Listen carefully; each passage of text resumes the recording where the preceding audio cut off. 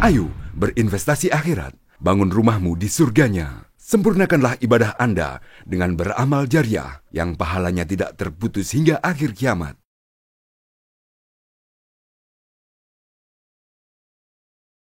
Assalamualaikum warahmatullahi wabarakatuh. Alhamdulillahi ala ihsanih wa syukru lahu ala taufiqihi wa amtinanih. Asyhadu an la ilaha illallah wahdahu la syarika lahu ta'ziman li sya'nih.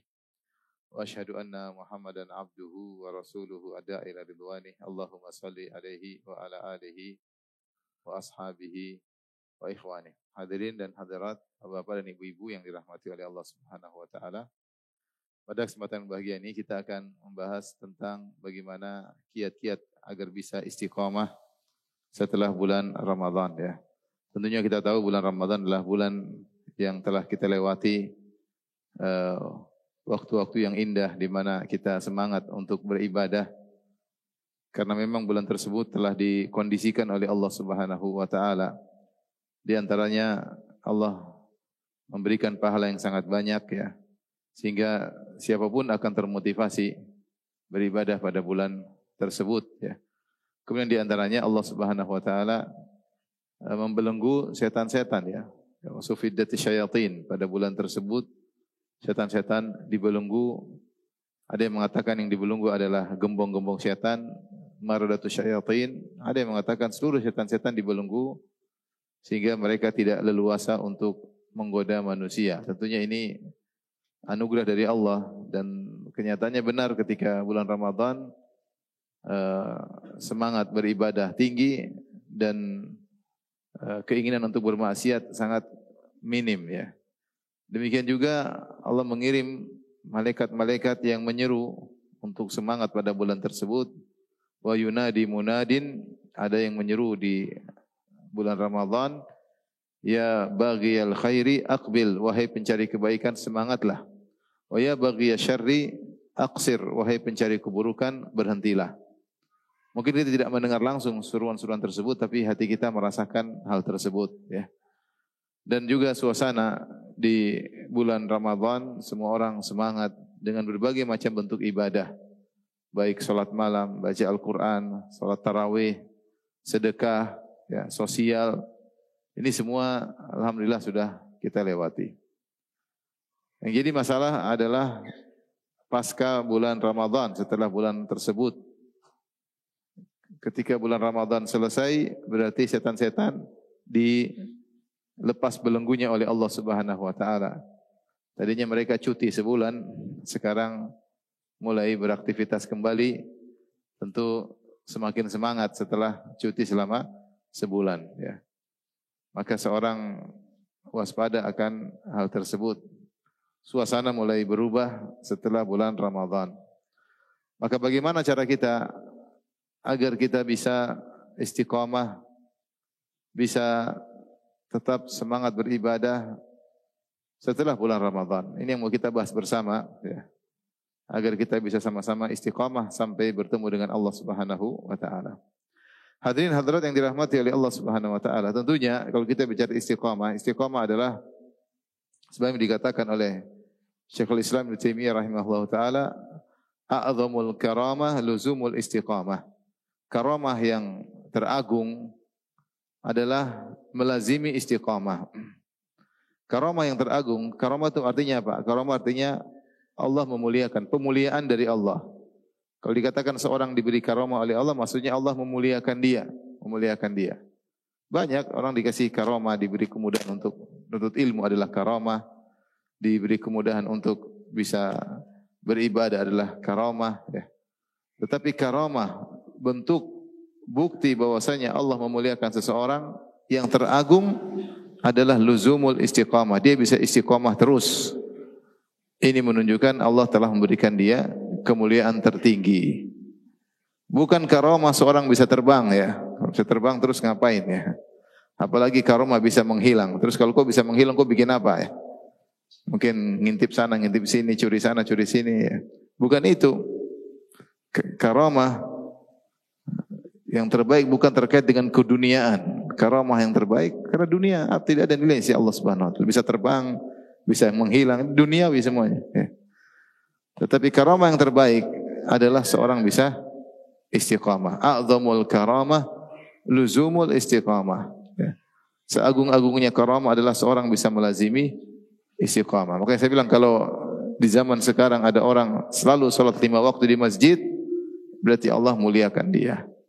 Di zaman sekarang ada pemuda yang selalu menundukkan pandangan, tidak nonton film macam-macam, Allah muliakan dia. Ini namanya pemuliaan Allah terhadapnya.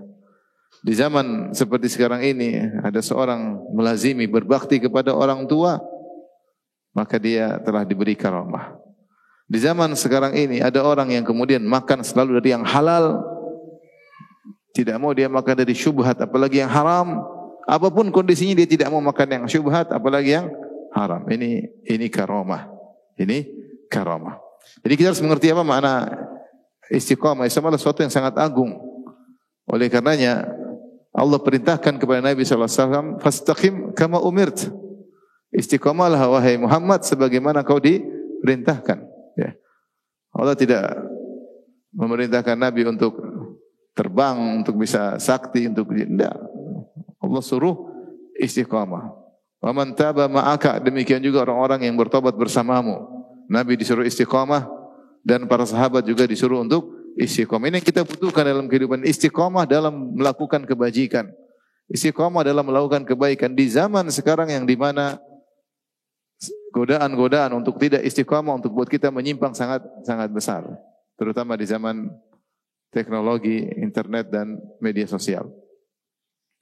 Karenanya mereka inilah orang-orang yang dimuliakan ketika dalam kehidupan dunia dan demikian juga ketika di penghujung hayat mereka. Allah berfirman, "Innal ladzina qalu rabbunallahu tsumma istaqamu fala khaufun 'alaihim wa lahum yahzanun."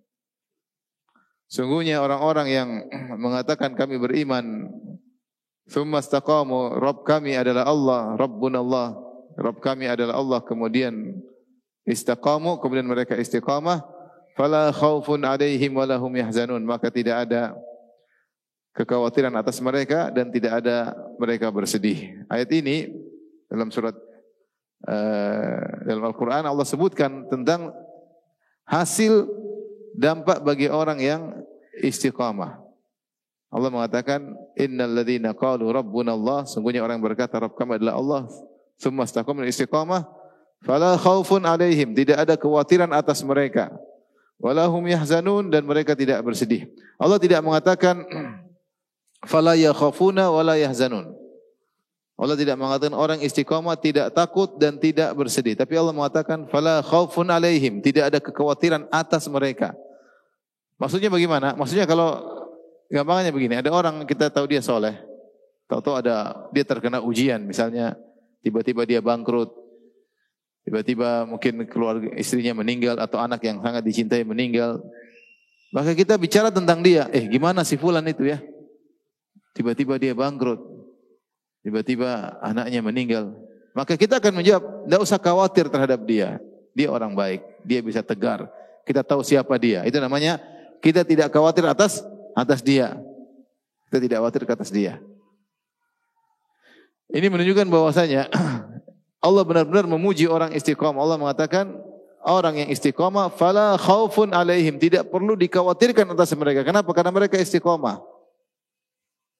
Sehingga Tahir bin Ashur rahimahullah dalam kitabnya Tahrir wa Tanwir, dalam buku tafsirnya menyebutkan maknanya orang yang istiqamah, betapapun besar ujian yang dia hadapi di dunia ini, maka dia akan tenang, dia akan tentram menghadapinya. Benar ada kegoncangan dia akan hadapi, tapi semua akan segera sirna.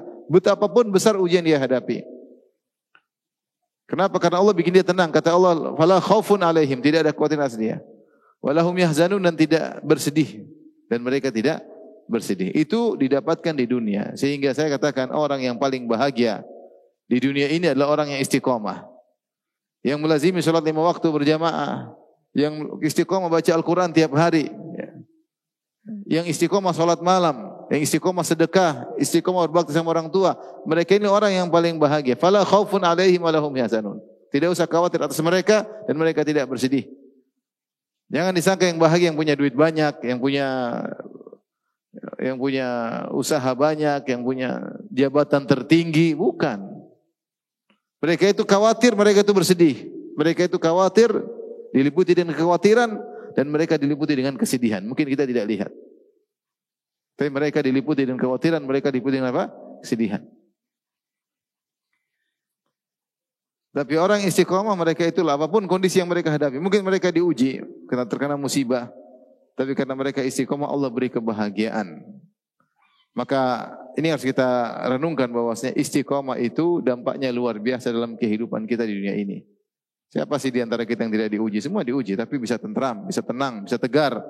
Kenapa? Karena istiqomah dalam amal saleh Allah kasih buahnya di dunia sebelum di akhirat. Oleh karenanya Ibnu Taimiyah punya perkataan indah, dia berkata, "Inna fid dunya jannatan man lam yadkhulha lam yadkhul jannatal akhirah." Sungguhnya di dunia ini ada surga. Siapa yang tidak bisa masuk surga tersebut, dia tidak akan masuk surga di akhirat. Maksudnya Pak Ibnu Taimiyah mengatakan orang yang beriman pasti bahagia. Orang yang beriman pasti apa? Bahagia. Orang istiqomah pasti bahagia. Apapun kondisi yang dihadapi, mau permasalahan ekonomi, permasalahan keluarga, permasalahan apapun, dia bisa tegar. Tetap ada kebahagiaan yang dia rasakan. Ibnu Taimiyah adalah sosok yang mendapat ujian yang sangat luar biasa di penjara berulang-ulang sampai meninggal di penjara. Dia mengucapkan lafal tersebut. Dunia ini ada kebahagiaan dan disaksikan oleh murid-muridnya di antara Ibnu Qayyim bagaimana gurunya sangat berbahagia dalam ujian-ujian yang dia hadapi. Makanya perkataan salaf sebagian salaf mengatakan, "Lau ya'lamul muluk wa abna'ul muluk ma nahnu fihi minan na'im la jaladuna alaihi." Seandainya para raja dan para pangeran mengetahui tentang nikmat kebahagiaan yang kami rasakan, tentu mereka akan merebut dari kami meskipun dengan pedang. Ini dikatakan oleh para salaf, para ulama yang berbahagia. Bagaimana mereka merasakan kebahagiaan? Mereka mengatakan seandainya para raja dan para pangeran tahu kebahagiaan yang kami miliki, rasakan, tentu mereka akan berusaha merebutnya dengan pedang. Ya. Mau saya, ikhwan dan akhwat yang rahmati Allah Subhanahu Wa Taala, istiqomah adalah pembahasan yang sangat luar biasa, yang kita harus serius berusaha menuju kepada istiqomah tersebut. Karena inilah yang Allah perintahkan Nabi untuk meraihnya. Fastaqim kama umirt. Istiqomahlah engkau ya Muhammad sebagaimana engkau diperintahkan. Taib, itu adalah di dunia. Demikian juga dampak yang baik dari istiqomah dirasakan ketika seorang sakaratul maut. Ya Allah sebutkan dalam Al-Quran, innal ladzina qalu rabbuna Allahu thumma istaqamu tatanazzalu alaihimul malaikatu alla takhafu wa la tahzanu wa abshiru bil jannati allati kuntum tu'adun nahnu awliya'ukum fil hayatid dunya fil akhirah wa lakum fiha ma tashtahi anfusukum wa lakum fiha ma tad'un nuzulan min ghafurir rahim. Kata Allah, sungguhnya orang yang berkata kami beriman kemudian dia istiqamah, kemudian mereka istiqamah, maka ketika sakaratul maut, dan ini adalah musibah terbesar yang terberat dihadapi oleh seorang. Kita sakit kadang kita khawatir. Ada musibah sakit, musibah ini, musibah kecelakaan. Ini semua masih ringan. Musibah paling mengerikan ketika datang malaikat maut. Ketika seorang tahu dia bakal meninggal dunia. Banyak godaan yang akan mendatanginya. Bahkan syaitan menggoda secara khusus. Makanya di antara doa Nabi SAW, wa a'udzubika min an yatakhabbatani syaitan indal maut. Dan aku berlindung kepada engkau ya Allah dari godaan syaitan ketika mau meninggal. Syaitan akan buat dia takut dengan akhirat, takut dengan dunia yang ditinggalkan, kekhawatiran yang luar biasa. Ya. Syaitan menggodanya agar tidak bisa mengucapkan la ilaha illallah. Syaitan akan menggodanya ketika mau meninggal, ingat dunia, tidak ingat Allah Subhanahu Wa Taala. Syaitan menggodanya membuat dia suudzon, berburuk sangka kepada Allah Subhanahu Wa Taala. Sementara Allah berkata, ana inda dhanni abdi bi, aku tergantung persangkaan hambaku kepadaku. Syaitan datang khusus menggoda orang yang akan meninggal dunia. Ujian sangat berat. Tetapi orang-orang yang istiqamah ketika dalam kondisi yang sangat berat tersebut, maka datang para malaikat tatanazzal, itu turun banyak. Turun. Untuk beri kabar gembira kepada orang istiqamah ini. Tatanazzalu alaihimul malaikatu alla takhafu. Jangan takut. Wala tahzanu, jangan takut dengan masa depanmu, surga di hadapanmu. Wala tahzanu, dan jangan kau bersedih dengan apa yang kau tinggalkan. Anak istrimu enggak usah, itu yang ngurus Allah Subhanahu wa taala. Wa absyiru bil jannah, bergembira dengan surga yang telah dijanjikan kepada kalian ya.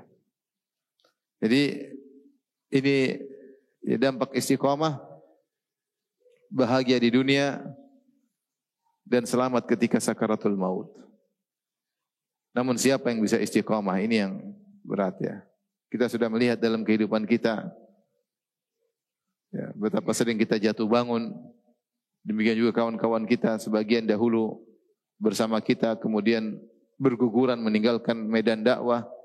Yang tadinya di masjid kemudian meninggalkan masjid. Yang tadinya semangat beribadah terjerumus dalam kemaksiatan. Yang tadinya hobi baca Al-Quran sekarang hobi nonton medsos. Yang tadinya tidak tahu tentang fitnah-fitnah dunia mulai tenggelam dengan fitnah dunia. Yang tadi pembicaranya tentang akhirat sekarang bicara tentang dunia melulu. Susah, istiqomah enggak gampang. Oleh karenanya marilah kita bersama-sama berusaha untuk bisa istiqomah. Berikut ini ada beberapa kiat-kiat yang hendaknya kita lakukan bersama ya. Semuanya butuh istiqomah, antum butuh istiqomah, saya juga lebih butuh untuk istiqomah.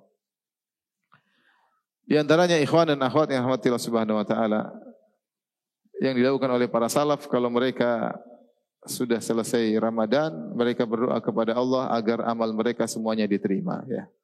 Agar amal mereka semua diterima. Berdoa agar amal diterima itu ada faedah yang besar. Faedah yang pertama adalah untuk menghilangkan diri dari ujub, menghilangkan diri dari ujub. Merasa hebat dengan apa yang telah kita lakukan ketika beramal soleh tersebut. Ya, merasa hebat. Karena ketika seorang merasa hebat, potensi dia untuk tidak istiqomah sangat besar. Ya, dia merasa hebat karena amal soleh yang dilakukan. Kita mungkin sebagian kita di bulan Ramadan ada yang Masya Allah khatam Quran berapa kali ya? Banyak. Saya punya kawan, saya sering cerita, umurnya mungkin 56, bulan Ramadan dia khatam Quran 16 kali. Berapa kali? 16 kali. Masya Allah luar biasa. Khatam lagi sampai 16 kali. Ini suatu amal yang luar biasa. Ya, harus disertai dengan doa agar diterima. Sebagian orang di bulan Ramadan Masya Allah bersedekah tidak biasanya. Biasanya bersedekah mungkin cuma 100.000 per bulan, ini 10 juta per bulan. Besar atau tidak? Besar, luar biasa. Luar biasa. Ini tentu potensi. Kan dia semangat. Ya. Yang tidak pernah sholat malam bulan Ramadan, Masya Allah sholat malam berjam-jam ya. Luar biasa. Jadi banyak ibadah-ibadah yang tidak biasa kita lakukan, bisa kita lakukan bulan Ramadan. Ini potensi untuk ujub, merasa bangga, ini ada. Oleh karena untuk menepis potensi tersebut, karena ini merusak istiqomah. Di antara yang merusak istiqomah adalah ujub. Ujub dan riya, ini dua hal yang berbahaya. Maka para salaf dahulu berdoa seperti yang disebutkan oleh Ibn Rajab Al-Hambali dalam Lataiful Ma'arif. Para salaf dahulu setelah Ramadan mereka berdoa agar ibadah mereka diterima. Makanya kita berdoa kepada Allah, ya, semoga Allah menerima ibadah kita selama di bulan Ramadan. Inilah sunnah para anbiya, para nabi. Lihatlah Nabi Ibrahim alaihissalam ketika membangun Ka'bah, setiap meletakkan batu dia berdoa, Rabbana taqabbal minna. Ya Allah, terimalah dari kami amalan kami. Allah berfirman, wa idh yarfa Ibrahimul qawa'ida minal baiti wa Ismailu Rabbana taqabbal minna innaka antas samiul alim. Ketika Ibrahim dan Ismail membangun Ka'bah di atas pondasi, kemudian mereka berdoa, Rabbana taqabbal minna, ya Rabb kami terimalah amalan kami.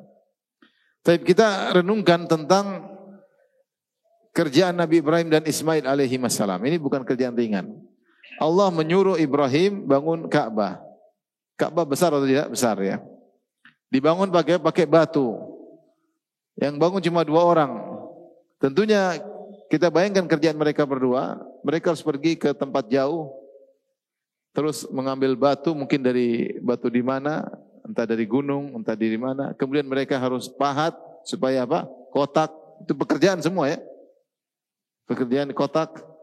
kemudian ukuran cukup besar, kemudian harus pikul. Pikul entah dari mana, bawa ke lembah. Dipikul. Pekerjaan berat. Berdua saja, dia dengan Ismail. Kemudian susun. Ambil lagi cari batu, potong lagi. Cari batu besar, dipotong, potong. Kemudian disusun terus. Sampai akhirnya Ka'bah mulai tinggi. Karena Ka'bah mulai tinggi, maka butuh pijakan. Maka Ibrahim alaihissalam mengambil makam. Makam ini tempat pijakan. Harus naik ke atas karena harus susun Ka'bah di atas. Mulai ambil batu, Ismail over, Ibrahim taruh di atas. Ini berat semua ini. Ini bikin rumah terbaik di dunia ini, rumah Allah terbaik, itu Ka'bah. Namun setiap kali mereka pasang batu, mereka tidak ujub sama sekali. Mereka berdoa, Rabbana taqabbal minna, ya Allah terimalah amal ibadah kami. Innaka antas samiul alim, sungguhnya Engkau Maha mendengar doa kami dan Engkau mengetahui hati kami. Yang tahu hati kami hanyalah Engkau. Engkau mengetahui perbuatan kami, mengetahui hati kami ikhlas atau tidak, yang tahu hanyalah Engkau. Innaka antas samiul alim, sungguhnya Engkau Maha mendengar dan Maha mengetahui. Terus sampai selesai. Makanya ketika ada seorang salaf membaca ayat ini, dia menangis, dia mengatakan, "Unzur ila Khalilur Rahman", lihatlah kepada kekasih Allah. Bana Baitur Rahman, lihatlah kepada kekasih Allah Nabi Ibrahim alaihissalam, membangun rumah Allah Subhanahu wa taala bi amri minar Rahman, dengan perintah langsung dari Allah Subhanahu wa taala. Tsumma yakhafu alla yataqabbala minhu Rahman, kemudian masih khawatir tidak diterima oleh Allah Subhanahu wa taala. Ya, sebagian kita mungkin baru bangun masjid di kampung yang sederhana, kemudian sudah mulai bangga, mulai sombong. Nama masjid kasih nama sendiri, nama pribadi atau nama bapak, nama ibu, biar orang tahu semua saya sudah bangun masjid. Yang sholat juga cuma tidak banyak ya. Ini Masjidil Haram yang sholat berapa juta? Yang juta-juta. Yang suruh langsung Allah Subhanahu wa taala. Kerjanya berat. Tapi Ibrahim alaihissalam tidak ujub sama sekali, bahkan khawatir tidak diterima. Saking khawatirnya, setiap dia taruh satu batu dia berdoa, Rabbana taqabbal minna. Setiap batu dia berdoa. Menunjukkan rasa ujub tidak ada sama sekali dalam hati beliau. Nah, ini makanya saya bilang di antara hal yang bantu kita istiqamah, kita berdoa, ya Allah selama di bulan Ramadan saya telah begini, ya Allah terimalah amalanku tersebut, ya. Terimalah amalanku tersebut. Makanya ciri para salafus saleh dahulu, mereka tidak ujub. Ingat kisah 3 orang yang mereka terjebak dalam goa. Ketika mereka 3 orang soleh, para solehin dari kalangan Bani Israel. Mereka berjalan, tiba-tiba hujan. Dalam Sahih Bukhari, kemudian mereka masuk dalam goa, maka jatuhlah batu menutup pintu goa tersebut. Akhirnya mereka berbicara antara mereka, kita bertawasul dengan amal soleh kita, berdoa kepada Allah, semoga batu tersebut bisa dibuka oleh Allah Subhanahu wa taala dengan doa tersebut. Maka masing-masing berdoa. 3-tiganya melakukan amal soleh yang hebat. Yang menakjubkan, mereka berdoa begini. Misalnya salah satunya berkata, ya Allah, saya dulu punya orang tua, kalau di pagi hari saya bawakan susu buat mereka dan saya tidak berikan kepada anak istri sebelum berikan kepada kedua orang tuaku. Demikian juga di sore hari, di malam hari, kalau saya bawa pulang susu, saya mulai dengan kedua orang tuaku dan saya tidak berikan kepada anak istriku, orang tua terlebih dahulu. Sampai suatu malam saya terlambat datang, akhirnya saya bawa susu sementara kedua orang tua saya sudah ketiduran. Maka saya mau bangunkan, mereka berdua lagi tidur nyaman. Saya mau kasih anak istri, saya tidak ingin menyelisih kebiasaan saya. Maka saya pun menunggu.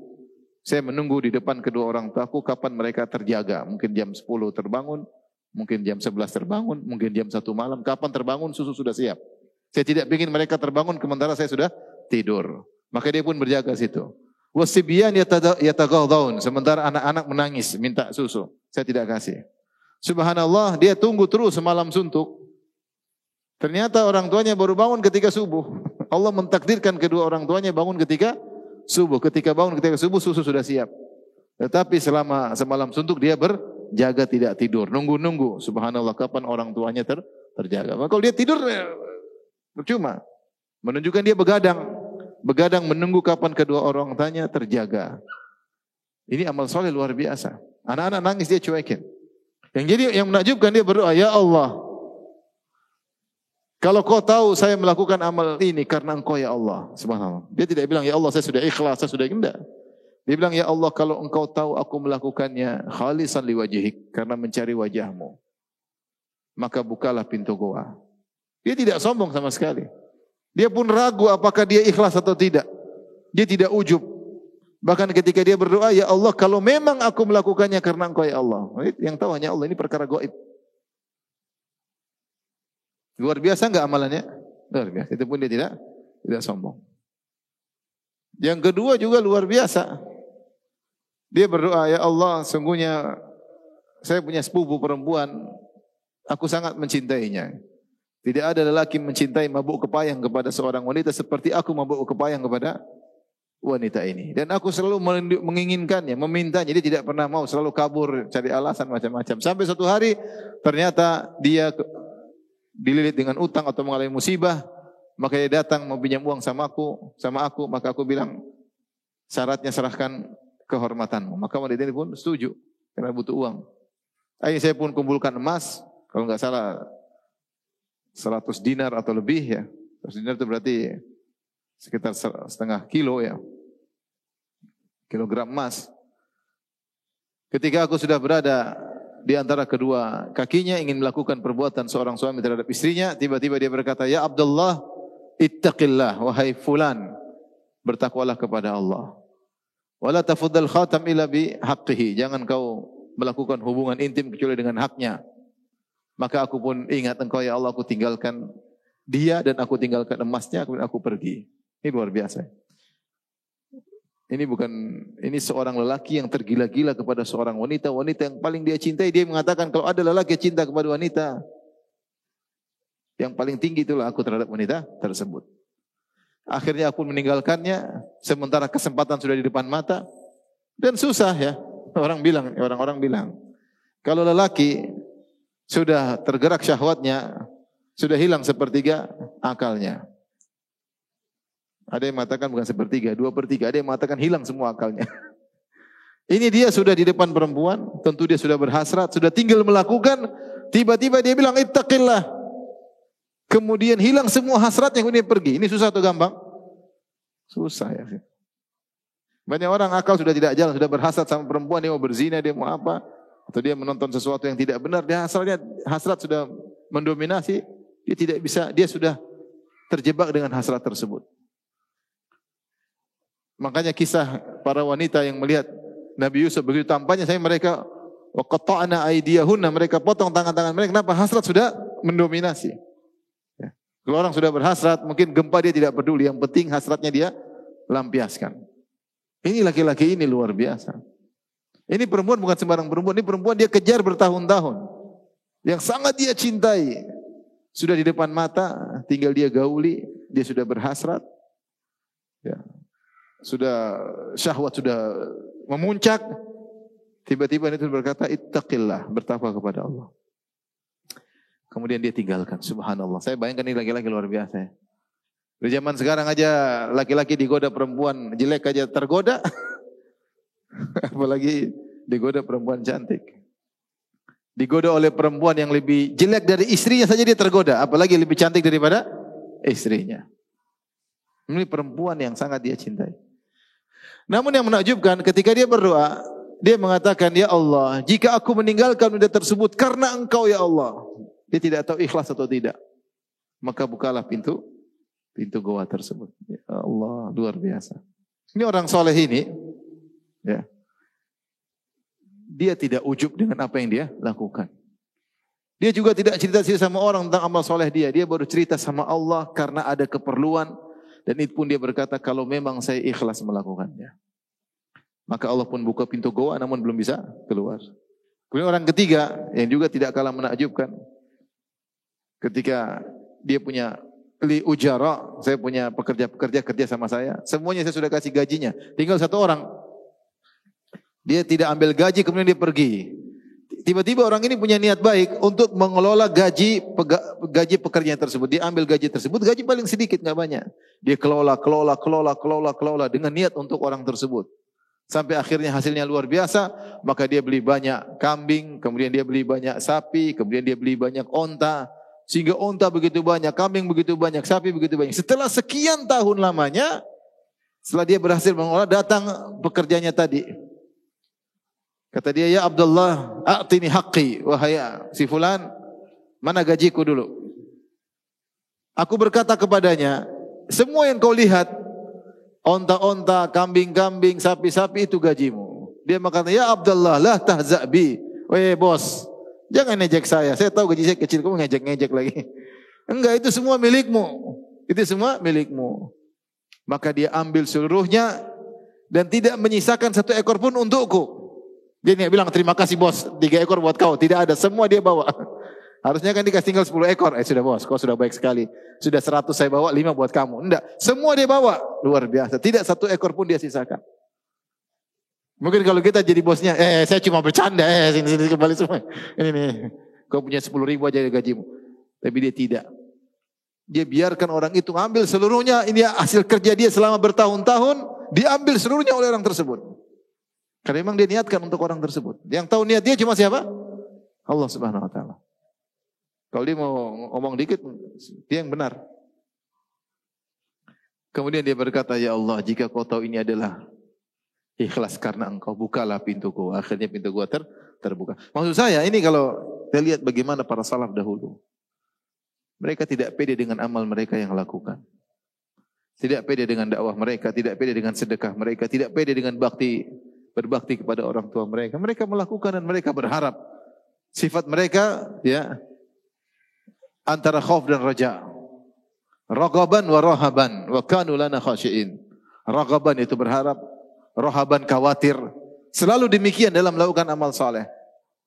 Nah, kita melakukan amal saleh di bulan Ramadan, kita enggak tahu diterima atau tidak. Olehnya kita berdoa kepada Allah. Ya. Allahumma taqabbal minna siyami ya wa sadaqati. Ya Allah, terimalah puasa kami, wa qiyami, salat malam kami, sedekah kami, bakti kami kepada orang tua, silaturahmi kami ketika di bulan Ramadan. Ya. Tilawah kami ketika baca Al-Quran di bulan Ramadan, kita berdoa kepada Allah. Umrah kami kalau lagi umrah di bulan Ramadan, berdoa kepada Allah. Apa yang kita lakukan ya tidak sebanding dengan keagungan Allah Subhanahu wa taala. Dan kita enggak tahu ikhlas atau tidak. Maka berdoa kepada Allah Subhanahu wa taala ini di antara hal agar kita bisa istiqamah. Tapi di antara hal yang bisa kita lakukan ya, kita ingin bertafaul, yaitu berharap, menimbulkan optimis dalam diri kita, semoga ibadah kita terima dengan kita melakukan dampaknya. Apa dampak kalau ibadah kita diterima? Kita sudah berdoa. Apa dampak kalau kita terima? Dampak Ramadan kita diterima adalah kondisi kita setelah Ramadan lebih baik daripada sebelum Ramadan. Ini selalu dikatakan oleh para ulama. Karena masalah diterima tidak hal yang gaib, enggak ada yang tahu. Kalau tadi benar ketika dia berdoa, ya Allah, kalau memang aku melakukannya karena engkau ya Allah, bukalah pintu gua. Allah buka pintu gua atau tidak? Allah buka pintu gua atau tidak? Buka. Berarti amal dia ketahuan diterima. Berarti ketahuan amal dia ikhlas karena ada dampaknya, langsung Allah buka. Kalau kita enggak ada buktinya, kita enggak tahu. Amal kita terima atau tidak, kita enggak tahu. Tapi kata para ulama, di antara bukti yang mungkin kita bisa mengira-ngira adalah kondisi seseorang setelah Ramadan lebih baik daripada sebelum Ramadan. Bukan maknanya istiqomah setelah Ramadan kita beribadah seperti bulan Ramadan, bukan, karena kita enggak mungkin. Nabi SAW saja setelah bulan Ramadan tidak seperti bulan Ramadan.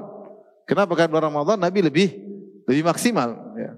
Bahkan dalam Ramadan sendiri Rasulullah bedakan 20 hari pertama tidak sama dengan 10 hari terakhir. Kenapa? Karena pahalanya berbeda.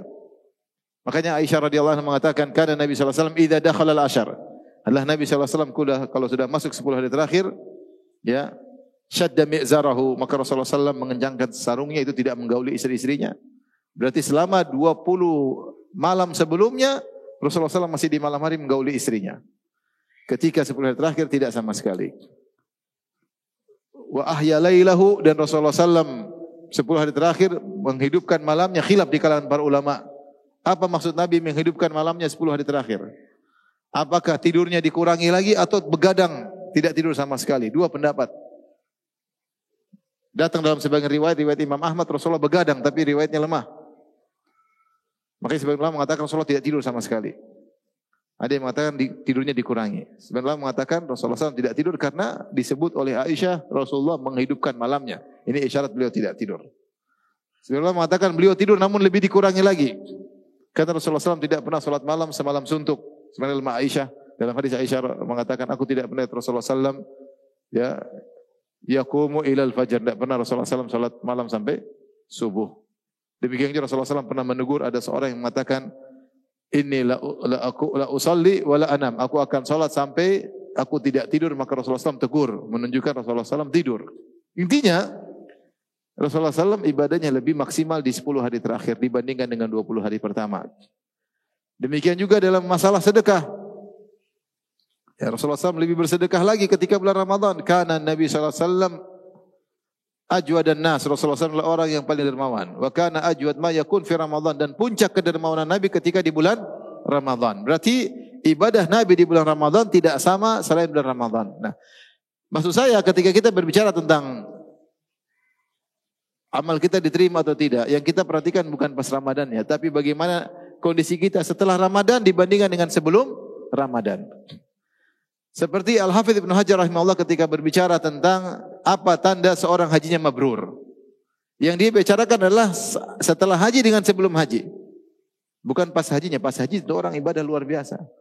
Tapi bagaimana dia mengkomparasi, membandingkan antara setelah haji dengan sebelum haji. Kalau ternyata setelah hajian lebih baik daripada sebelum hajian, maka insya Allah hajinya diterima. Saya sering sampaikan ini, ibarat orang masukkan mobil di bengkel, masuk di bengkel dikerjakan oleh tukang bengkel, setelah keluar dari bengkel lihat. Kalau mobilnya lebih baik daripada sebelum dimasukkan bengkel, berarti bengkelnya benar. Kalau setelah dikeluarkan dari bengkel ternyata lebih rusak, berarti bengkelnya bermasalah. Kabualan semuanya ya. Oleh karenanya lihat kalau seorang setelah Ramadan ternyata kondisi dia tidak berubah sama seperti sebelum Ramadan, atau ternyata lebih parah, lebih sombong, lebih angkuh, Ramadannya berarti bermasalah. Berarti bermasalah. Maka jika seorang mendapat setelah Ramadan, dia lebih semangat ke masjid, lebih semangat baca Quran, lebih mudah untuk bersedekah, lebih lapang untuk mengeluarkan harta di jalan Allah Subhanahu wa taala, lebih semangat untuk menjalankan perintah-perintah Allah, lebih perhatian terhadap anak-anak tentang agama mereka. Seorang wanita lebih tunduk lebih taat kepada suaminya. Seorang suami perhatian kepada istrinya. Dia merasakan perubahan. Itu tanda. Tidak pasti, tapi itu tanda. Bahwasanya Ramadannya diterima. Sebagian ulama berdalil dengan firman Allah, la in syakartum la azidannakum. Kalau kalian bersyukur Allah akan tambah. Aku akan tambah kata Allah. Kalau kau bersyukur dalam ibadahmu ketika Ramadan, maka aku akan tambah keimananmu. Maka cara agar kita istiqamah, kita buktikan di hadapan Allah, tentu dengan pertolongan Allah, bahwasanya kita lebih semangat setelah Ramadan berlalu daripada sebelum kita masuk bulan Ramadan. Yang tadinya mungkin kita punya sedekah rutin sebulan, misalnya 100.000, tambahinlah 150.000. Yang tadinya kita masih malas-malas salat berjamaah, kita semangat salat berjamaah. Yang tadinya sudah salat berjamaah semangat, kita datang di awal waktu, tidak seperti sebelum Ramadan. Ini bukti-bukti menunjukkan bahwasanya Ramadan punya dampak kepada kita. Taib. Di antara kiat agar kita bisa istiqamah setelah Ramadan adalah mendawamkan amal-amal yang kita lakukan selama bulan Ramadan. Tentu saya katakan tadi, mendawamkan maksudnya continue amal-amal tersebut meskipun tidak sebagaimana kuantitas dan kualitas ketika di bulan Ramadan. Karena itu Ramadan adalah bulan yang spesial. Ya. Tapi paling tidak amal tersebut berlanjut. Amal apa yang sudah kita kerjakan di bulan Ramadan? Coba ingat kembali. Baca Quran, ya tidak? Baca Quran. Apalagi sholat malam. Apalagi kemudian apa? Sedekah. Apalagi di bulan Ramadan apa yang kita lakukan? Ini yang paling banyak. Sholat malam, puasa. Puasa, sholat malam, sedekah, baca Quran. Ini ibadah-ibadah yang menonjol ya. Silaturahmi mungkin kita selama Ramadan.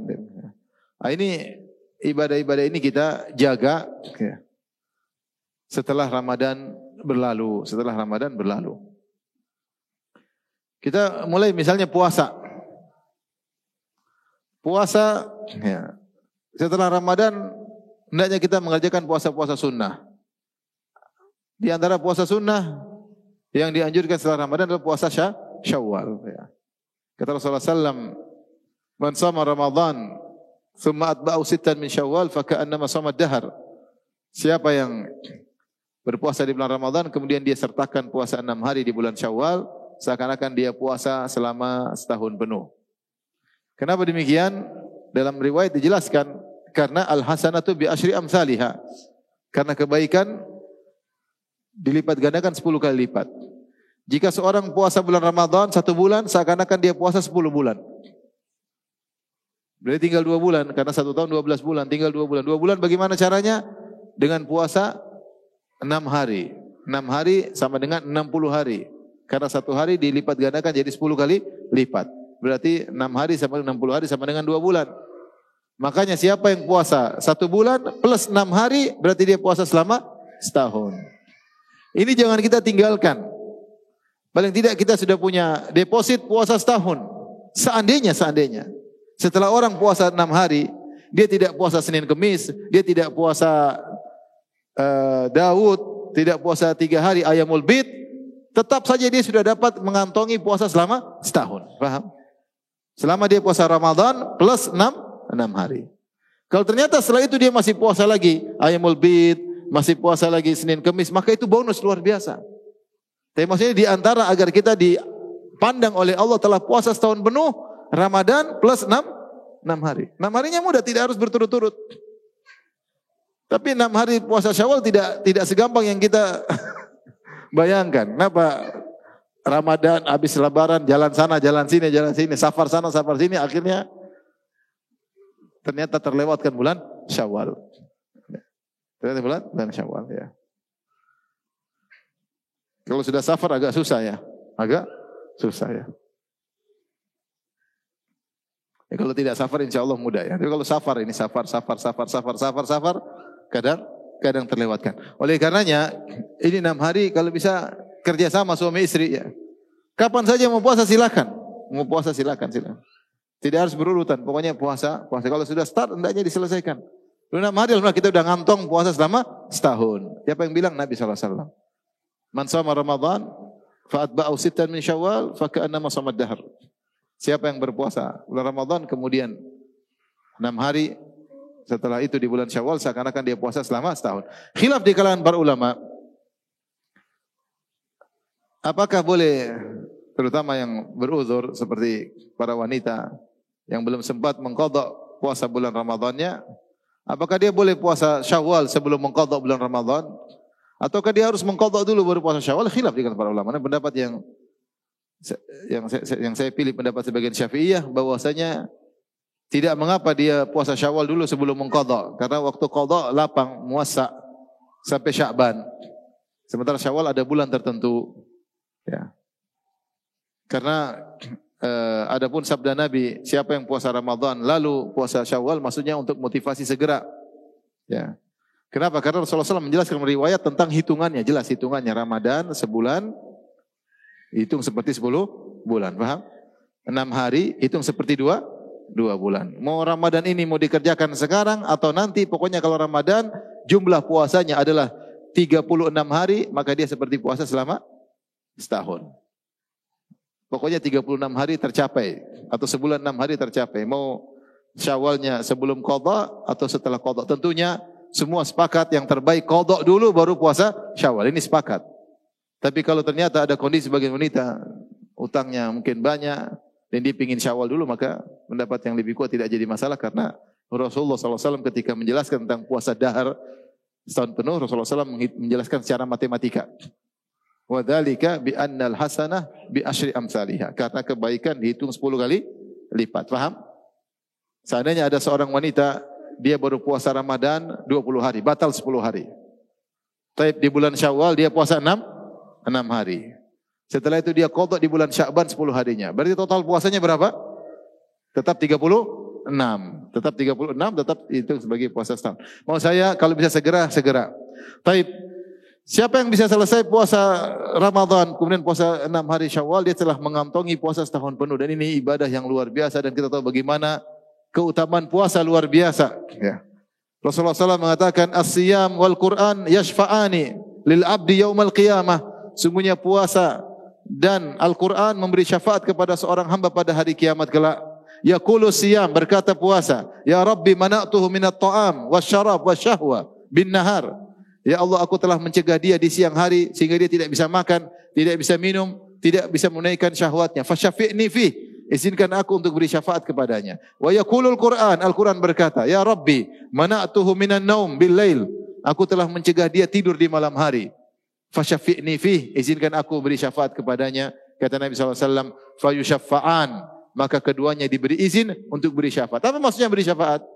Maksudnya beri syafaat, kalau kamu masuk surga, surgamu lebih tinggi karena syafaat tersebut. Kalau kamu ternyata masuk neraka, enggak jadi. Karena diberi syafaat sehingga tidak jadi masuk apa? Neraka. Syafaat luar biasa. Yang beri syafaat, puasa dan Al-Quran. Oleh karena jangan sepelekan puasa sunnah. Puasa wajib alhamdulillah kita kerjakan, puasa sunnah jangan kita lalaikan. Di antaranya 6 hari di bulan Syawal. Sekarang tanggal berapa Syawal? Tanggal berapa sekarang? Hah? Hari keberapa sekarang? Hari ke-6 ya. Masih ada 24 hari. Ambil 6 hari dari 24 hari tersebut, insyaallah selesai. Semangat ya. Semangat. Hidup ini ya, di sela-sela kehidupan kesibukan duniawi sisihkan untuk ibadah. Apalagi puasa di Sorong, gampang toh. Waktu buka cepat. Kalau puasa kita dengar sebagian kawan yang puasa di luar negeri, Masya Allah. Ada yang puasa 20 jam, ada yang puasa 21 jam, luar biasa. Ada yang sudah puasa, sudah jam 9 malam, masih belum malam. Sudah jam 9 masih belum gelap. Supaya buat suasana gelap, mereka tutup horden semuanya. Siang panjang. Antum Masya Allah, bangun, habis subuh, baca Quran, tidur, bangun lagi, sebentar udah buka puasa. Jadi kita alhamdulillah puasa bisa teratur. Di Khatulistiwa ini waktunya teratur. Sebagian daerah, misalnya di Madinah, saya puasa panjang. Kalau musim panas, panjang. Oleh karenanya, jangan lewatkan ini antara cara kita istiqomah, puasa sunnah. Selanjutnya kita tinggal puasa sunnah-sunnah yang lainnya seperti waktu-waktu yang mulia, ya. Puasa 10 Muharram, puasa 9 Dzulhijjah, atau puasa rutinitas mingguan Senin Kamis kalau bisa ya. Atau 3 hari dalam sebulan. Yang paling rendah 3 dalam sebulan ya. 3 dalam sebulan kalau bisa Ayyamul Bid tanggal 13, 14, 15 terbaik, kalau enggak kapan saja enggak ada masalah. Karena tujuan dari 3 hari dalam sebulan artinya seperti sebulan. Karena 3 hari mewakili 30 hari. Lebih semangat lagi puasa fasum yauman wa aftir yaumain.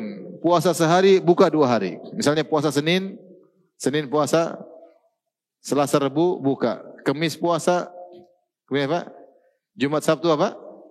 Berbuka. Minggu puasa, Senin Selasa berbuka. Jadi puasa sehari, buka 2 hari. Kalau mampu lagi puasa Daud. Seperti dikatakan oleh Abdullah bin Amr bin As, dia minta, ya Rasulullah saya ingin berpuasa, saya kuat puasa.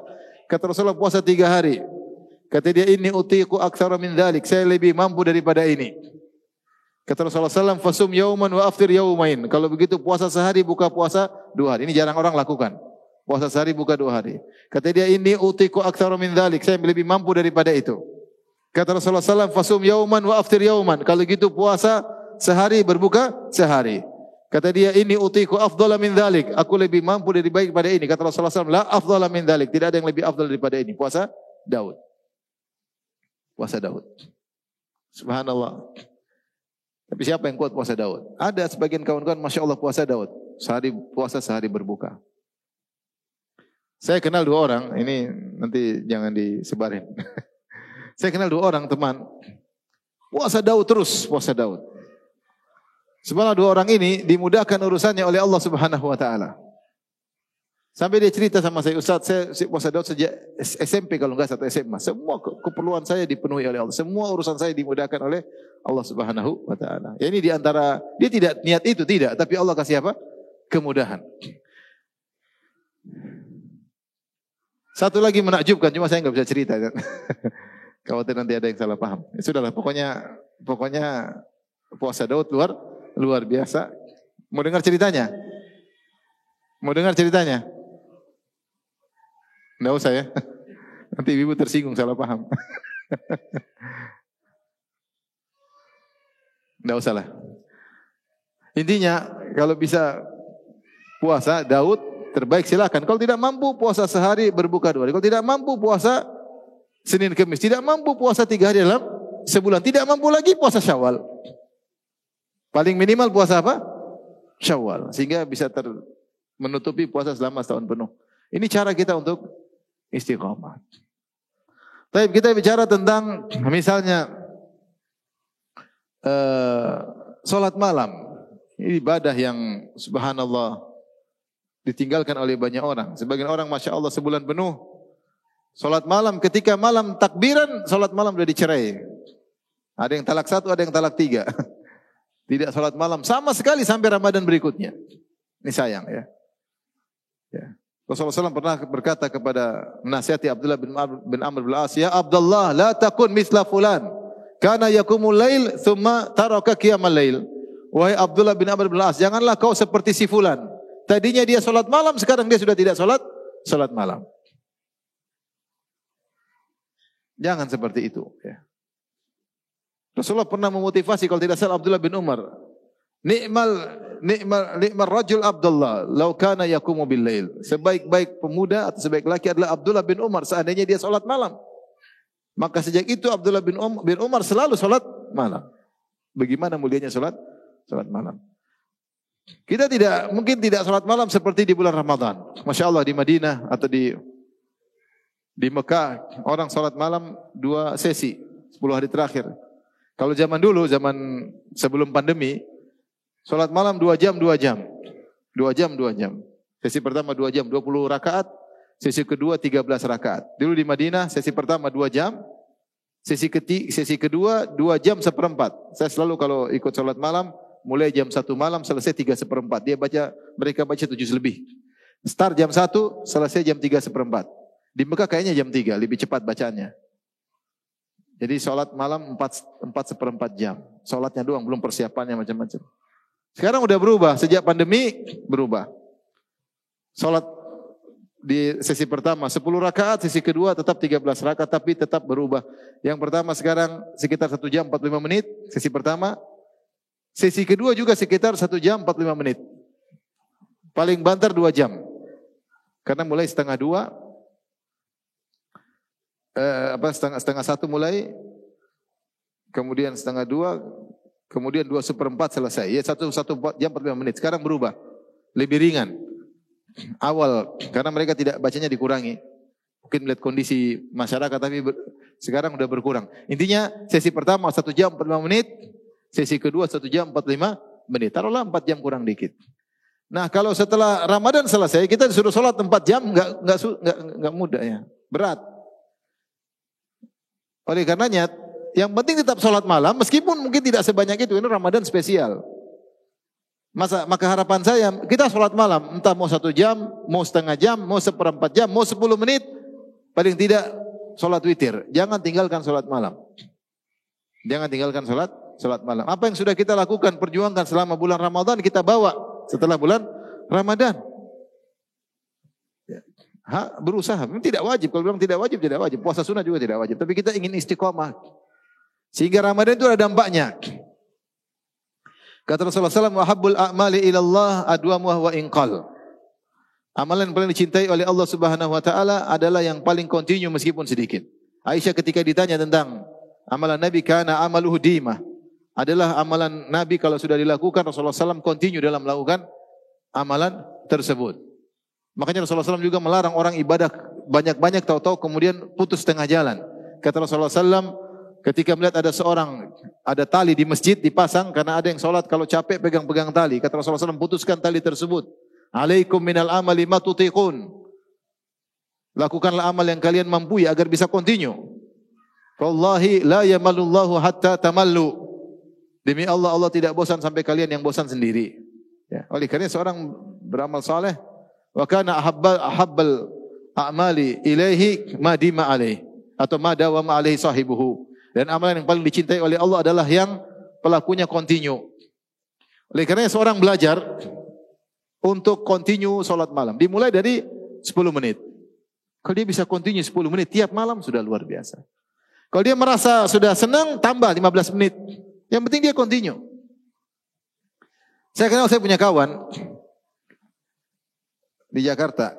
Kalau saya lagi bareng dia, selalu dia itu kerjanya kalau saya lagi bareng dia. Selalu habis sholat isya, dia sholat dia 2 rakaat, kemudian diwitir 1 rakaat. Selalu, tidak pernah berubah. Sampai sekarang kalau ketemu dia, begitu kerjaannya. Tapi tidak apa-apa, dia komitmen, konsisten dengan hal tersebut. Meskipun cuma sholat malam 1 rakaat. Pokoknya habis sholat isya, sholat 2 rakaat. Habis rakaat, assalamualaikum, beri lagi. Sholat witir 1 rakaat. Tapi enggak pernah dia tinggalkan. Ini lebih baik daripada orang sekali-sekali sholat 20 rakaat, tapi cuma sekali-sekali. Oleh karenanya, belajar seorang dari mungkin 1 rakaat, naik 3 rakaat, kemudian naik lagi, naik. Tapi continue. Harus perlu perjuangan ya. Rasulullah ketika bercerita tentang salat malam terbaik, kata Rasulullah SAW, puasa terbaik puasa Daud, salat malam terbaik puasa Daud, salat malam Nabi Daud. Jadi ini menakjubkan ya. Jadi antum tahu siapa Nabi Daud? Nabi Daud adalah nabi pertama sekaligus raja. Tidak ada seorang nabi jadi raja dari zaman Nabi Adam sampai Nabi Muhammad SAW yang pertama jadi nabi sekaligus raja siapa? Nabi Daud alaihissalam. Setelah itu putranya Nabi Ismail. Maksudnya kalau antum tahu raja berarti kan punya kekuasaan. Semua orang takut sama dia, tunduk sama dia. Ternyata dia puasa Daud. Ini antum bukan raja, bukan apa-apa. Ini raja, ternyata puasa Daud. Dia raja, ternyata dia puasa salat malam luar biasa. Ini luar biasa Nabi Daud. Maka Rasulullah mengatakan, afdhalus siyam siyamu Daud. Sebaik-baik puasa Nabi Daud. Kana yasumu sauman wa yuftiru yauman. Beliau puasa sehari, berbuka sehari. Wa afdhalus salati, sebaik-baik salat salatu Daud. Salatnya Nabi Daud. Kana yanamu nisfal lail. Perhatikan bagaimana Rasulullah mengajarkan tentang salat malam yang logis, yang terbaik. Tidur setengah malam. Taruhlah kita di seorang maghrib jam berapa? 6.20 kan? 6.20. Subuh jam 5. Iya kan? 6.20 sampai jam 5 berapa jam tuh? 10 jam lebih ya? 10 jam lebih, tidak sampai 11 jam. Kalau jam 6 sampai jam 5 11 jam. Kalau 6.20 sampai jam 5 berarti sekitar 10-40 menit. 10 jam 40 menit. Taruhlah 10 jam. 10 jam, taruhlah malam 10 jam. Kata Nabi SAW, kana yanamu nisfal lail. Nabi Daud tidur setengah malam. Berarti 5 jam dia tidur. Paham? 5 jam dia tidur. Paham? Wa yakumu sulusahu. Kemudian dia sholat sepertiga malam. Sepertiga malam dari 10 jam itu sekitar 3 jam lebih. Jadi sholat 3 jam lebih. Wa yanamu sudusahu. Kemudian dia tidur lagi 1/6 malam. Jadi gampangannya beliau tidur 5 jam. Terus sholat 3 jam lebih. Kemudian tidur lagi 1 jam lebih. Itu cara Nabi Daud dalam melaksanakan kesehariannya. Sehingga dia tidur, bangun sholat dengan penuh semangat, tidur lagi, habis subuh seger. Tidak sholat semalam suntuk, enggak. Karena dia seorang raja, punya aktivitas, punya kegiatan. Ya kita mungkin enggak 3 jam ya, taruhlah. Tidur 8 jam, sholat 15 menit. Enggak apa-apa, yang penting ada sholat malamnya. Ini kan Nabi berbicara tentang sholat terbaik Nabi Daud alaihissalam. Saya renungkan ini subhanallah Nabi Daud alaihissalam. Ya. Luar biasa ya. Seorang raja tapi bersyukur kepada Allah Subhanahu wa taala. Bukan sibuk, malah banyak kegiatan, banyak harta, banyak jabatan, kemudian malah tidak sholat malam, malah tidak puasa. Oleh karenanya jadi masalah buat kita cuma rasa malas ya.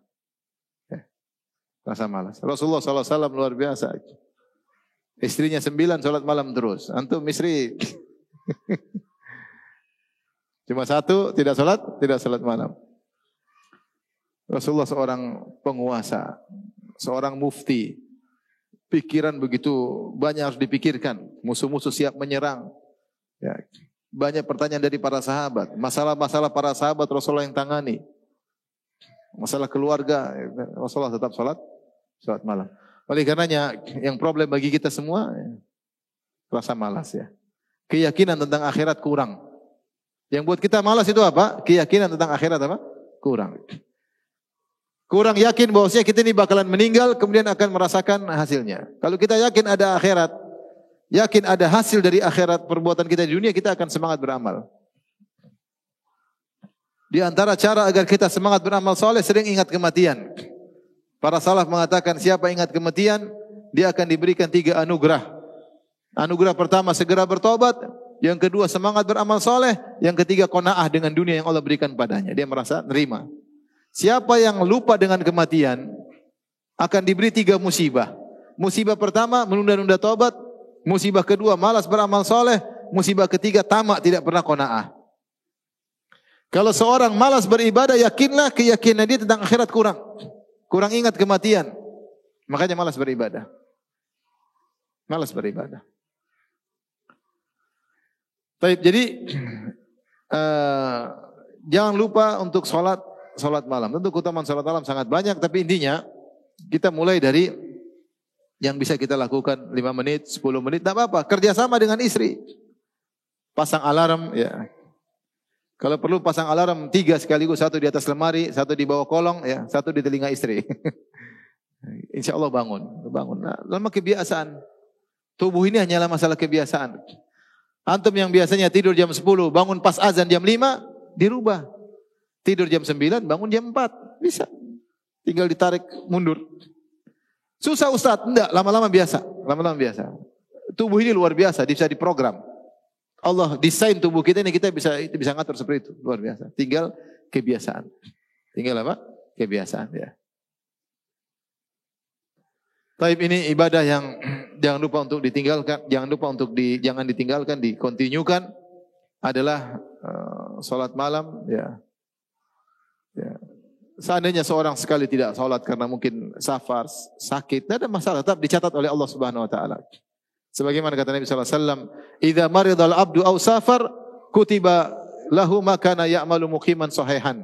Jika seorang hamba sakit atau bersafar sehingga tidak bisa melakukan amal ibadah yang biasa dilakukan, tetap dicatat oleh Allah Subhanahu wa taala. Jika dia dalam kondisi sehat, dalam kondisi tidak bersafar, selalu salat malam, selalu puasa sunnah.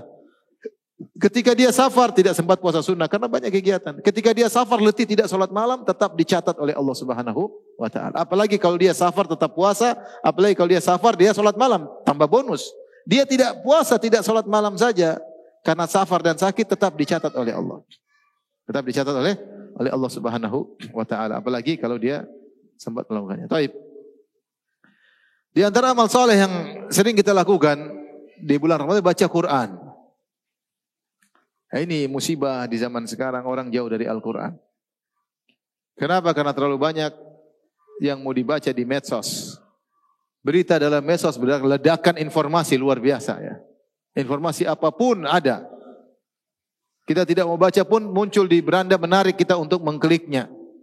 Ya. Menarik untuk kita mengkliknya. Berita artis, berita olahraga, berita politik, berita kriminal. Berita perkelahian, berita perceraian, berita semuanya, berita peperangan. Belum lagi yang maksiat-maksiat, lagu-lagu, dangdut-dangdut, apalagi banyak. Film-film, film box office, film Korea, film India, film nasional, wah luar biasa. Mau diklik semuanya, habis waktu dan menyenangkan, betah kita ngeklik lagi. Kapan baca Quran? Semua berita kita baca, berita kesehatan, berita akhirat tidak kita baca.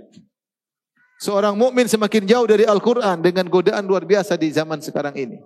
Terus dia mau cari kebahagiaan, omong kosong mau bahagia kalau tidak baca Al-Quran. Omong kosong. Setelah itu dia bingung, saya tidak bahagia. Karena kau meninggalkan sebab kebahagiaan. Kau jauh dari Al-Quran. Tidak ada al-wirdul yaumi, tidak ada wirid rutinitas harian. Quran tidak dibaca. Tidak ada keinginan untuk baca tafsir. Ini Allah kirimkan surat lewat malaikat Jibril kepada Nabi SAW. Surat-surat Allah turunkan. Tidakkah kau tertarik untuk tahu apa isinya? Ini Al-Quran adalah kitab kebahagiaan. Tidakkah kau ingin cari kebahagiaan dalam kitab tersebut? Baca aja malas. Apalagi baca tafsir. Baca aja malas. Apalagi baca terjemahannya. Apalagi baca tafsirnya. Kita jauh dari Al-Quran. Kita semua tanpa terkecuali.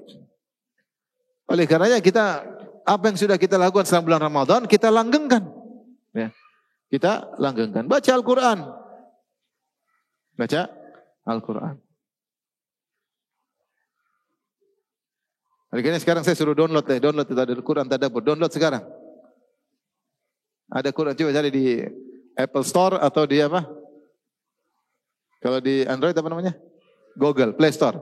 Buka sekarang Play Store, cari Quran Tadabbur. Download sekarang, saya ajarin sekarang. Coba, ada kuota ke tidak? Kalau terada saya belikan. Uangnya dari antum tapi. Coba Apple Store Play Store, buka, tulis Quran Tadabbur. Quran Tadabbur Ustaz Firanda nanti keluar. Download sekarang. Biar saya dapat pahala kalau antum baca. Jangan cuma download saja ya. Habis itu share ke orang baru kau terbaca. Sudah? Dapat atau tidak? Ya udah download. Tunggu. Berapa mega? 200 mega toh? Tunggu. Lagi download. Ya akhi, bahagia dengan baca. Bahagia sederhana. Ente bangun malam, sholat malam, menangis, ente bahagia. Orang di siang hari ketawa ketiwi, nonton komedi, tidak bahagia. Percaya deh. Ente bangun malam, sholat malam, nangis, ente bahagia. Orang nonton film ketawa ketiwi, emang dia bahagia? Ketawa ketiwi itu bukan bahagia, tempatnya di hati. Bahagia tempatnya di hati. Sebagian orang dalam kenikmatan dunia tidak bahagia. Sebagian orang dalam ujian-ujian dia hadapi dia bahagia. Kenapa? Dia dekat dengan Allah Subhanahu wa taala. Dia dekat dengan Allah Subhanahu wa taala. Bagaimana mau dekat dengan Allah? Malam tidak salat malam, siang tidak baca Al-Qur'an. Dan di antara keutamaan baca Al-Qur'an adalah baca Al-Qur'an di malam hari. Tadi dalam hadis ketika Rasulullah SAW menyebut tentang Al-Qur'an, Al-Qur'an beri syafaat. Kemudian Al-Quran berkata, Ya Rabbi mana'tuhu minan naum. Ya Rabbku, aku telah mencegah dia dari tidur malam. Karena baca Al-Quran. Maka sebenarnya mengatakan ada keutamaan baca Quran di malam hari. Terutama baca Quran. Baca Quran terbaik, baca Quran dalam sholat malam. Tapi ini, kalau orang punya hafalan. Kalau enggak punya hafalan agak repot ya. Dia boleh sih baca pakai mushaf atau pakai HP boleh. Tapi yang terbaik dia punya hafalan. Kemudian dia murojaah hafalan tersebut dalam sholat malamnya. Ini bacaan terbaik Al-Quran dalam sholat. Kalau enggak dia sempatkan baca Quran sebelum tidur. Dalam sunnah Rasulullah SAW baca Al-Quran. Ya. Baca Al-Quran sebelum tidur. Kebiasaan kita yang biasanya sebelum tidur lihat HP. Sampai ketiduran kita rubah. Dibaca Quran sampai ketiduran. Ini ya.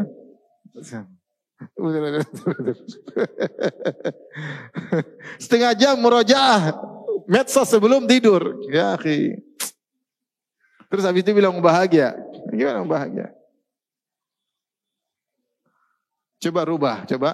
Ya enggak harus, maksud saya ada waktu kita baca Quran di malam hari.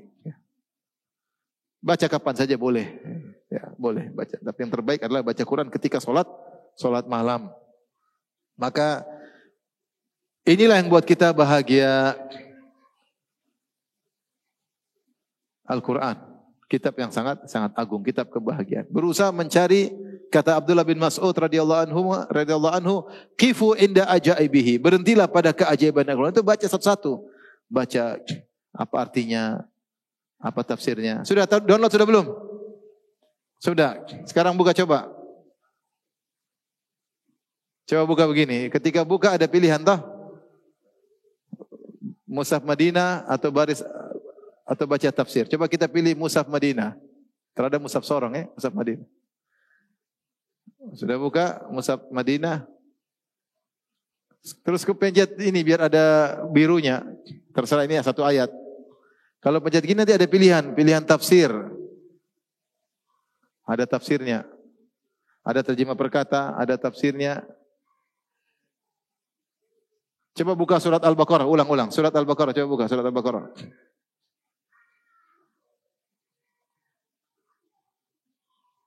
Sudah buka surat Al-Baqarah? Coba ayat ketiga, coba tindis ayat ketiga. Apa bahasa sorong tindis toh? Klik kalau bahasa kerennya. Kalau bahasa sorong apa? Tindis. Bisa juga pencet mungkin. Tapi sudah tindis ke belum? Sudah bila. Terus kau pilih tafsir di sini paling ujung kanan bawah. So muncul kata rada. Di situ ada tafsir Ibnu Katsir, tafsir Muyassar, tafsir Sa'di. Ada tafsir audio. Tafsir audio itu ceramah dari potongan ceramah saya. Ente bisa tindis, jangan yang download, yang putar aja. Nanti ente bisa dengar tafsir ayat tersebut. Untuk mudah. Kalau baca mungkin malas. Sebagian orang malas baca, dia bisa apa? Dengar. Rutin aja belajar. Sini ada murotalnya. Coba keluar dulu. Keluar dari awal. Ada di bawah, ada waktu sholat, jadwal sholat. Ada murotal. Coba kau pincit murotal. Keluar murotal kata ada. Coba kau pilih. Qori di atasnya bisa pilihan. Qorinya pilih. Ada Syekh Yasir Dausari. Ada Syuraim. Ya. Qori seorang belum ada. Saya belum taruh. Kau tinggal pilih, kau putar enak. Pilihannya banyak. Sudah? Coba kau lihat waktu sholat. Jadwal waktu sholat. Ini sholatnya. Ya sudahlah. Ada kiblatnya juga. Tapi intinya ini sekedar usaha. Yang penting saya sudah kasih tahu antum semua, hujah sudah ditegakkan ya. Urusan antum dengan Allah Subhanahu wa taala. Tapi intinya seorang sisihkan waktu baca Al-Qur'an. Kalau bisa jangan cuma sekedar baca karena tujuan Al-Qur'an dibaca untuk ditadaburi. Afala yatadabbarun Al-Qur'an liyadabbaru ayatih. Apakah mereka tidak baca Al-Qur'an agar mereka mentadaburi ayat-ayat Allah Subhanahu wa taala? Ya. Ya. Tujuan Al-Quran dibaca untuk ditadaburi, mengerti artinya, mengerti tafsirnya untuk bisa kita amalkan. Tapi setelah baca Quran, jangan lupa di antara kiat untuk istiqamah, sedekah. Sedekah rutinkan, ini butuh perjuangan ya. Rasulullah bersabda, wa sadaqatu burhan. Sedekah adalah bukti keimanan seseorang. Pelit harus dilawan. Jangan biarkan pelit bercokol dalam hati kita. Ya. Siapa yang pelit fa innama yabkhalu an nafsi. Wa man yabkhal fa innama yabkhalu an nafsi. Siapa yang pelit itu dia pelit terhadap dirinya sendiri. Kita kalau pelit berarti kita pelit terhadap diri kita sendiri. Karena kalau kita bersedekah, pahalanya sangat banyak di dunia, di alam barzah, di padang mahsyar, di akhirat, faedah sedekah luar biasa. Siapa yang pelit untuk bersedekah dia pelit terhadap dirinya sendiri dan itu perlu lawan. Sikap pelit harus kita lawan. Paksa tangan kita untuk bersedekah. 10.000 kasih, 10.000 kasih. Lama-lama kita terbiasa. Lama-lama kalau orang sudah sering bersedekah, dia tidak bersedekah, dia gelisah. Ini saya bukan ngomong main-main, benar. Saya tahu teman-teman seperti itu. Mereka sudah saking bersedekah, kalau tidak bersedekah mereka gelisah. Mereka punya uang lebih, pingin bersedekah. Sampai telepon, Ustaz ada yang bisa saya bantu kah? Siapa yang bisa kita kirim over uang kah? Sampai telepon begitu. Kirim sudah, kirim saja, kirim. Saya mereka saking sudah terbiasa kecanduan sedekah. Kecanduan. Sebagaimana sebagian orang kecanduan nonton Korea, ada yang kecanduan apa? Sedekah. Kenapa? Ada kebahagiaan yang dia rasakan. Bahkan antum tulis coba dalam Google ya, tulis apa? Dampak apa? Bersedekah berbuat sama orang, ada memunculkan hormon tertentu, orang bikin bahagia. Buat bikin bahagia orang, dia sendiri bahagia. Secara medis maksud saya ada pembuktiannya. Bahkan ada penelitian tentang dampak orang berbuat baik sama orang lain secara medis ada. Oleh karenanya latih diri untuk melawan rasa pelit. Di antara orang yang paling utama kita keluarkan uang kerabat. Jangan pelit sama kerabat. Sama orang tua, sama kakak adik, sama tante, om. Paksa keluar. Silaturahmi, sedekah plus silaturahmi dapat pahala 2. Pasti banyak kebaikan yang Allah berikan. Ya.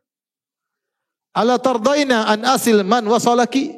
kata Allah kepada Rahim, tidakkah kau ridha wahai Rahim, aku akan menyambung kebaikan kepada orang yang menyambungmu? Subhanallah. Kalau kita sambung silaturahmi, Allah akan sambung kepada kita berbagai macam kebaikan, banyak. Maka jangan ragu-ragu menyambung silaturahmi. Di antara bentuk silaturahmi terbaik adalah memberi sebagian harta kepada kerabat. Memberi yang kita cintai. Makanya Allah mengatakan, walakinnal birra man amana billahi wal yaumil akhir wal malaikati wal kitabi wan nabiyyin wa atal mala ala hubbihi dzawil qurba. Di antara tanda kebajikan adalah wa atal mala ala hubbihi, seorang memberikan harta yang dia cintai kepada siapa? Kepada karib kerabat. Dia kasih harta yang dia cintai, dia suka. Siapa yang tidak suka sama uang? Semua orang suka sama uang. Ternyata dia transfer ke orang yang itu dia cinta, harta tersebut ditransfer karena Allah. Ini tanda keimanan. Kata Allah, laisal birra an tuwallu wujuhakum qibla al-masyriq wal maghrib. Walakin laisal birra walakinnal birra man amana billah. Dan seterusnya kata Allah, alaisal birru an tuwallu wujuhakum qibla al-masyriq wal maghrib walakinnal birra man amana billahi wal yawmil akhir wal malaikati wal kitabi wan nabiyyin wa atal mala ala hubbihi dzawil qurba. Memberikan harta yang kamu cintai kepada karib kerabatmu. Itu perlu latihan. Jangan teori-teori saja, latihan. Ini pulang dari pengajian, ambil uang kasih sama mama sama bapak. Pace kasih. Kalau pace sudah ada, kasih tante, om, kasih kakak, adik, si ponakan, kasih. Jangan pelit-pelit. Itu harta yang kau keluarkan akan membawa kebahagiaan bagimu. Keuntungan dunia maupun apa? Akhirat. Jadi ini harus kita lestarikan, yaitu sedekah yang sudah kita lakukan selama bulan Ramadan, kita lestarikan setelah bulan Ramadan. Baik, mungkin ini saja yang saya sampaikan ya. Semoga Allah menaurakan kita istiqamah sampai hari akhir kelak ya. Karena disebutkan Al-Hasan Al-Basri ketika baca firman Allah, innal ladzina qalu rabbuna Allahu tsumma istaqamu fala khaufun 'alaihim wa lahum yahzanun. Kalau dia baca ayat ini dia mengatakan, ya Rabbana urzuqnal istiqamah. Ya Rabb kami, anugerahkanlah kepada kami istiqamah. Semoga Allah berikan istiqamah kepada kita semua. Wallahu taala alam bisawab. Ayo dukung media dakwah Masjid Agung Al-Akbar dengan ikut berdonasi pengadaan alat multimedia dan operasional dakwah. Usia boleh terputus, pahala jariah mengalir terus.